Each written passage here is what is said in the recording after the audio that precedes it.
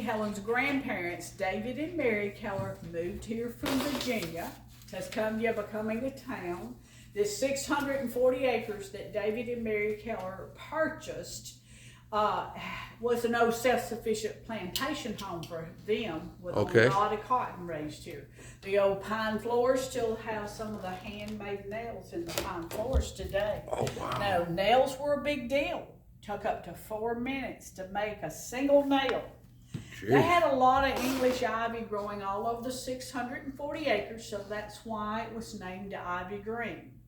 David and Mary Keller, they were from Virginia, and they raised many children here. Home actually was built on that Virginia-style cottage. We got Helen and Annie's bedrooms upstairs on the left, boys on the right. In the middle is a trunk room, memorial clothes of Helen's.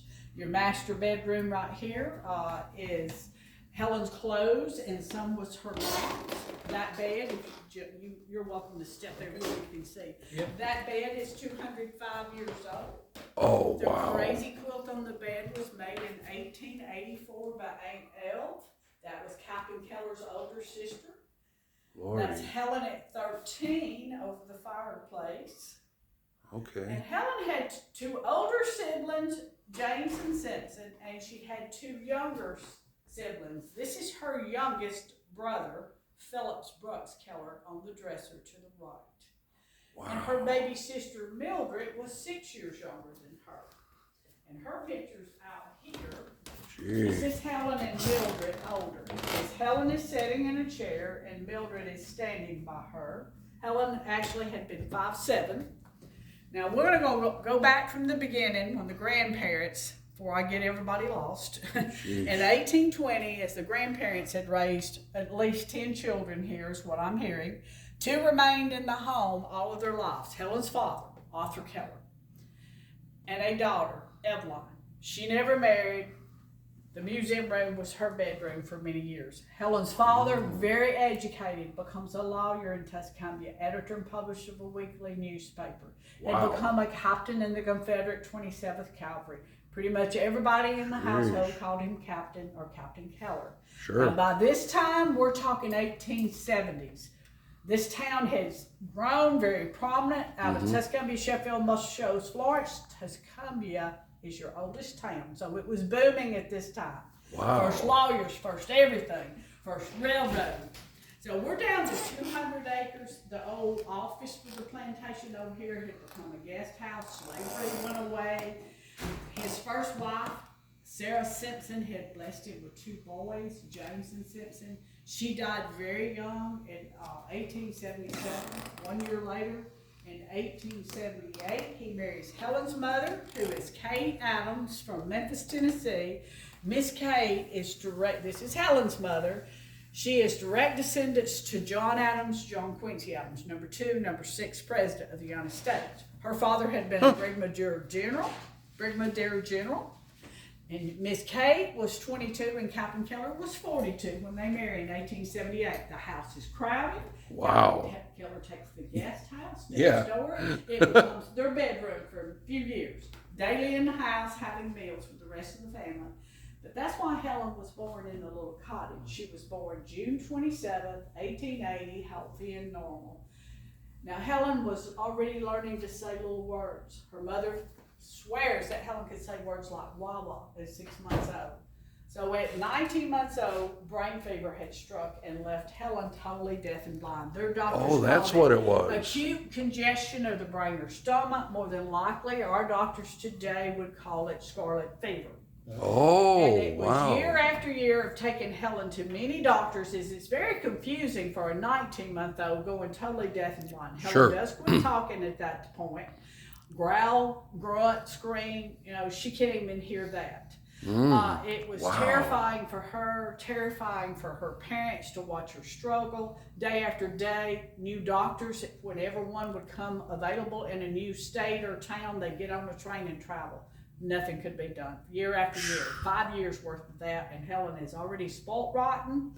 They begin all sleeping in the main house, not sleeping in the little cottage next door when Helen was around 5. 1 year later, when Helen is 6, Mildred is born. Helen's very, very jealous of the new baby in the house. Okay. Just like in the movie, Helen Yeah. had dumped the new baby out of the cradle and terrifies Mom and Dad. Yep.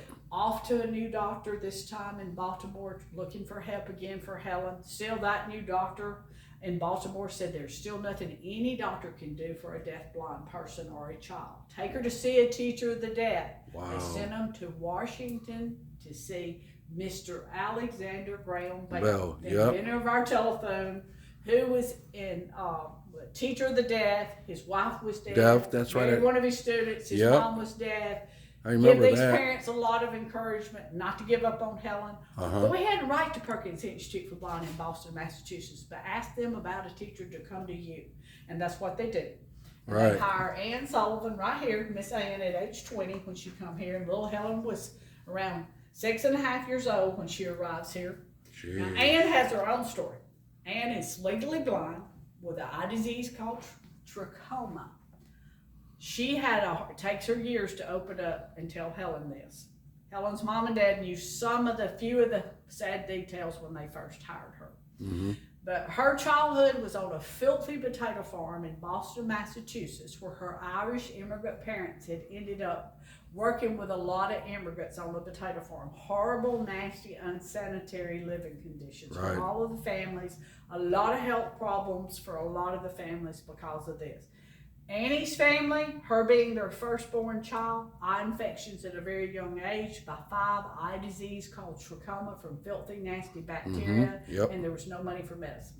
Yeah. Mom then becomes sick with TB as she's carrying the baby brother Jimmy. He's born with a TB hip. Another baby is born, and Dad had left this family by that time. Annie, at 11 years old, was taking care of all of them, and Mom passes away. You got 11, a 5-year-old, and a newborn by themselves. And of course, Annie's going blind, and Jimmy's dying, and he's crippled. Those 2 children, Annie at 11, Jimmy at 5, are dumped in a mental insane asylum poorhouse called Tewksbury, 30 miles outside the city of Boston. Tewksbury is still in Boston today.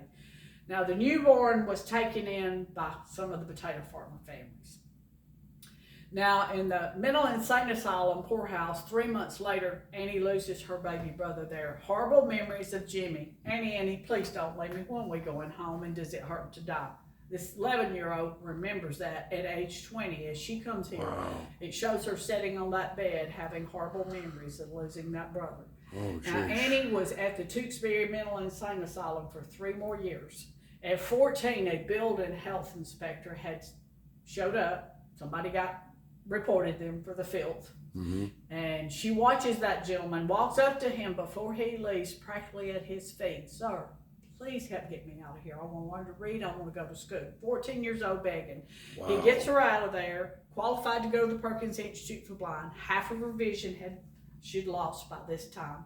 They do 9 eye surgeries on her at the Perkins Institute for Blind in Boston, Massachusetts. Put her in kindergarten at 14. Never been to school a day in her life. Valedictorian of her class at age 20. So this young lady comes here to teach Helen with 6 years of education. Jeez.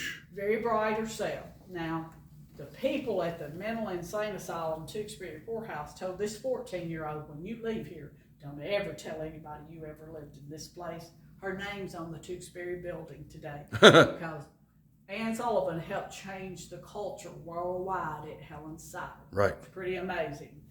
Annie arrives here 20 years old, terrified she'd never find a job. This was an answered prayer. As she meets Helen out here on the front porch, she lays a doll in Helen's hand and spells doll. And when Helen spells it back, Annie immediately knew there had to be something in that little brain. Wow. And basically, the first day on Annie's new job, little Helen locks Annie in the bedroom upstairs and hides the key in her big piece of furniture. Captain Keller ends up having to send one of the boys to the barn and get a ladder and get her down. Out of the window. That's great. Back here. Okay. Now, then they have the big food fight in the dining room. Let's walk down to the dining room. Sure.